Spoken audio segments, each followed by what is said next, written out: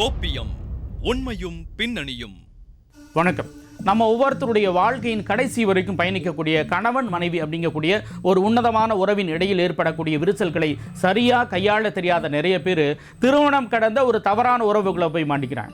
கடைசியில் ஏற்படக்கூடிய விபரீதங்கள் அந்த பெண்களுடைய உயிரை சூறையாடுது. அது மட்டும் இல்லாமல் அவங்களுடைய உடலையும் கூறு போடக்கூடிய கொடூரமான கொலைகளை பற்றியும், மாணவ செல்வங்களின் கல்வி கண்களை திறக்க வேண்டிய ஆசிரியர்களே மாணவிகள்கிட்ட பாலியல் வன்கொடுமையில் ஈடுபட்ட நெஞ்சை பதற வைக்கக்கூடிய சம்பவத்தை பற்றி தான் இன்றைய கோப்பியம் நிகழ்ச்சியில் பார்க்க போகிறோம்.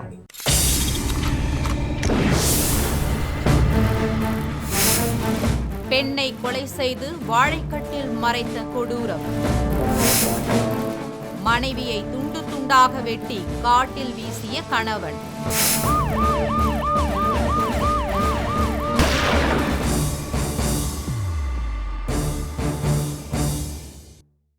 புதுச்சேரி நெட்டப்பாக்கம் எடுத்த இந்த வடுக்குப்பம் அப்படின்னு ஒரு ஏரியா இருக்குது. அந்த பகுதியைச் சேர்ந்த இளவரசி தன் கணவரை பிரிந்து பிள்ளைகளோட தனியாக வாழ்ந்துட்டு வந்திருக்கிறாங்க. கடந்த வாரத்தில் திடீர்னு அவங்க காணா போயிடுறாங்க. விழுப்புரம் மாவட்டம் திருவக்கரை பகுதியில் இருக்கக்கூடிய கல்குவாரி குட்டையில் சாக்கு மூட்டையில் கைகால்கள் கட்டப்பட்டு பிணமாக மீட்கப்பட்ட பயங்கரமான சம்பவத்தில் இருக்கக்கூடிய உண்மை என்ன, அதனுடைய பின்னணி என்னங்கிறத இப்போ பார்க்கலாம்.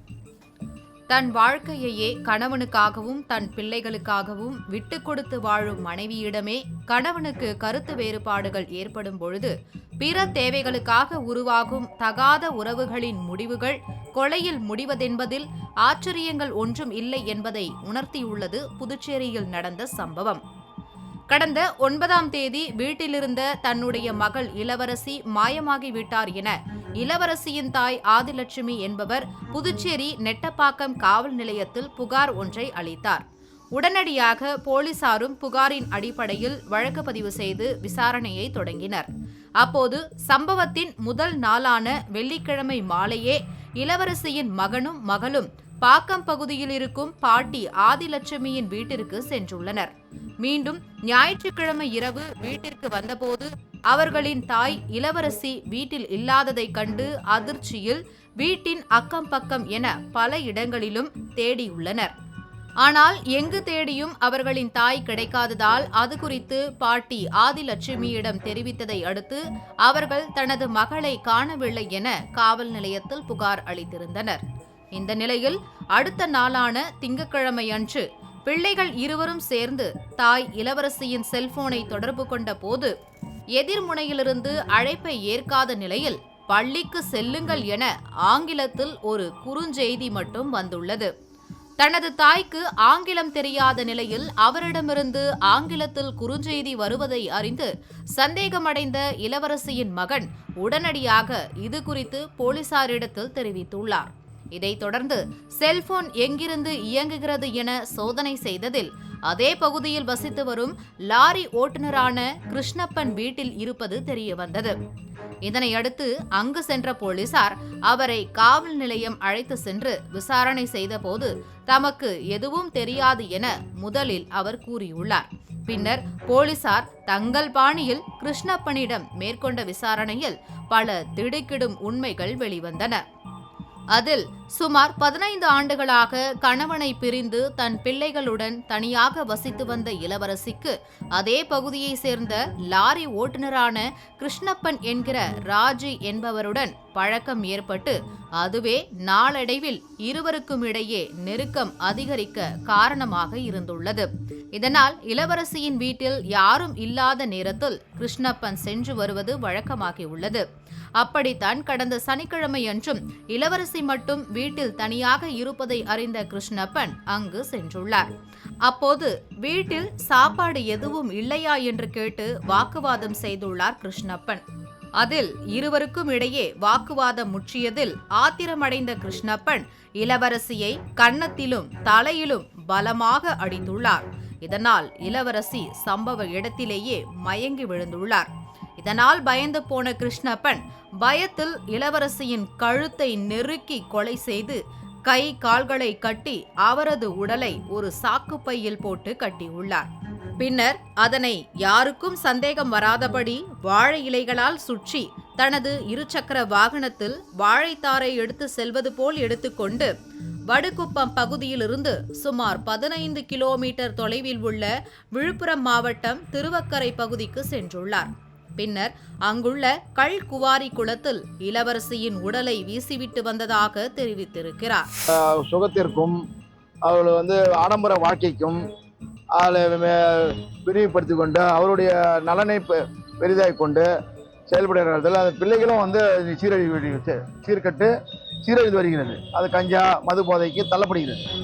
இதனால தான் இன்னைக்கு மடுகரில் இந்த கொலை சவசமாக நடந்தது. இதை திருவக்கரைக்கு தமிழக 15-18 கிலோமீட்டருக்கு வாழையில கட்டி ஒரு எட்டுமே அந்த பிணத்தை வீசுகிறார்கள் என்றால் அது புதுச்சேரி மக்களும் கடுமையான தண்டனை அவர்கள் பெற்றுத்தர வேண்டும். மேலும் இந்த குற்றச்சம்பவம் தடுக்க அங்கங்கே மகளிர் சுய குழுக்கள் அவங்களுக்கெல்லாம் அதிகமாக அவங்களுக்கு லோன் கொடுத்து வங்கியில் லோன் கொடுத்து அவங்களுக்கு தொழில் செய்ய இல்லை ஒரு ஊக்குவிப்படுத்த வேண்டும். இந்த அரசு ஒரு சமூக விரோதிகளால் பல பெண்கள் சீரழிக்கப்பட்டு கொலை செய்யப்படுகிறார்கள், தற்கொலை செய்து கொள்கிறார்கள். அவருடைய குழந்தைகள் இன்னைக்கு நடுத்தெருவில் ஒரு கல்வி இல்லாமல் அது ஒரு தப்பான அந்த குழந்தைகள் செல்லப்படுகிறது. அவர்களுக்கு புதுச்சேரி அரசு ஒரு சமூக நலத்துறை மூலியமாவோ இல்லை மாற்று ஒரு ஒரு ஒரு மறுவாழ்வு மையம் மூலியமோ அவர்களுக்கு கல்வி கொடுத்தா கூட இந்த அரசு சிறப்பாக என்று கருதுகிறோம். கணவரை பிரிந்து தன் பிள்ளைகளோடு வாழ்ந்து வந்த இளவரசியின் வாழ்க்கையில் புகுந்த லாரி ஓட்டுநர் கிருஷ்ணப்பன் இன்னைக்கு அவருடைய வாழ்க்கையவே ஒன்றும் இல்லாமல் ஆக்கியிருக்கிறார். அதோட இளவரசியும் கொன்று மூட்டை கட்டி கல்குவாரில் வீசியிருக்கிறாரு. ஆனால் அந்த சடலத்தை போலீசார் எப்படி மீட்டாங்க அப்படிங்கிறதோட திருவண்ணாமலையில் சரண்யா அப்படிங்கிறவங்களை கணவரை கண்டந்துண்டமாக வெட்டி காட்டில் வீசிட்டு போயிருக்காரு. அந்த சம்பவத்தையும் இப்போ பார்க்கலாம். வானூர் போலீசாருக்கு தகவல் தெரிவித்த புதுச்சேரி போலீசார் கொலையாளி கிருஷ்ணப்பனை அழைத்து கொண்டு உடலை வீசிய இடத்திற்கு அழைத்து சென்றுள்ளனர்.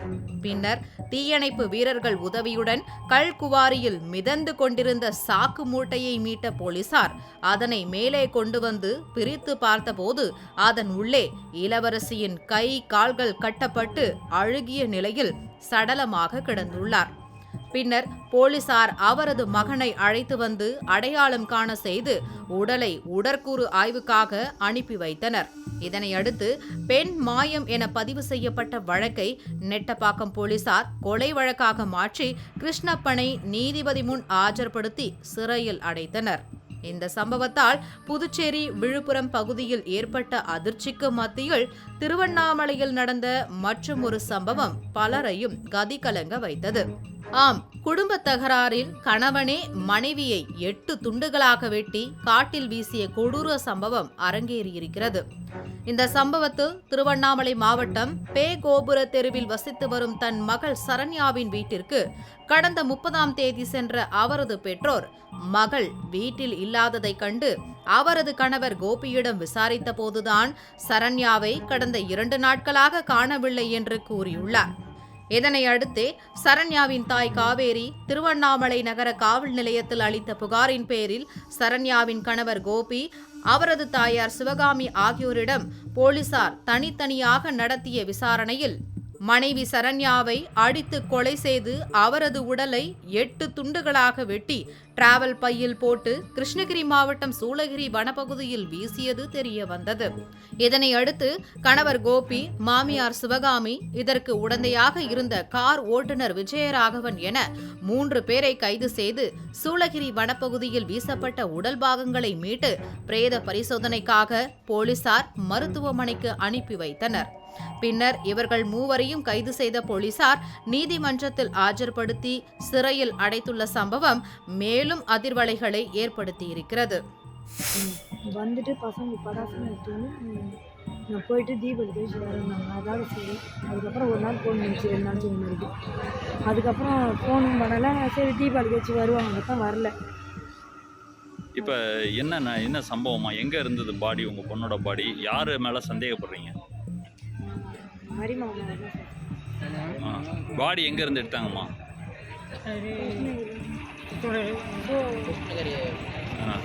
அங்கேருந்து பாடி முழுசாக கிடச்சிதா இல்லை எப்படி? துண்டு துண்டாக கவரில் கிடச்சி. முழு பாடி கிடச்சிருச்சா? கவர் தான். சரி சரி. இப்போ என்ன நீங்கள் காவல் நிலையத்தில் புகார் கொடுத்துருக்கீங்களா?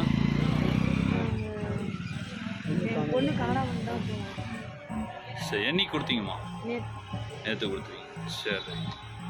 போலீஸ் எப்போ உங்களுக்கு கூப்பிட்டாங்கம்மா? காலையில் அவங்க ஃபோன் பண்ணி சீக்கிரம் வர சொன்னாங்க. ஒரு வளர்ந்த சமூக சூழலில் வசிக்கக்கூடிய கணவன் மனைவிக்கு இடையில் கருத்து ஒத்து வரல அப்படின்னா பெரும்பாலும் யாருக்கும் பாதிப்பெல்லாம் வராமல் 2 பேருமே சட்ட ரீதியாக விவாகரத்து பெற்று பிரிஞ்சிடுறாங்க. ஆனால் கலாச்சாரம், சடங்கு, சம்பிரதாயம், குடும்ப கட்டுப்பாடுகளுக்கு பெரிதும் முக்கியத்துவம் கொடுக்கக்கூடிய சூழல் வசிக்கக்கூடிய தம்பதிகளுக்கு இடையே ஏற்படக்கூடிய பிரிவுகளின் முடிவுகளோ பெரும்பாலும் இது போன்ற கொடூரத்தின் உச்சமாகத்தான் இருக்குங்கிறதா வேதனையான ஒன்று. கோப்பியம் உண்மையும் பின்னணியும்.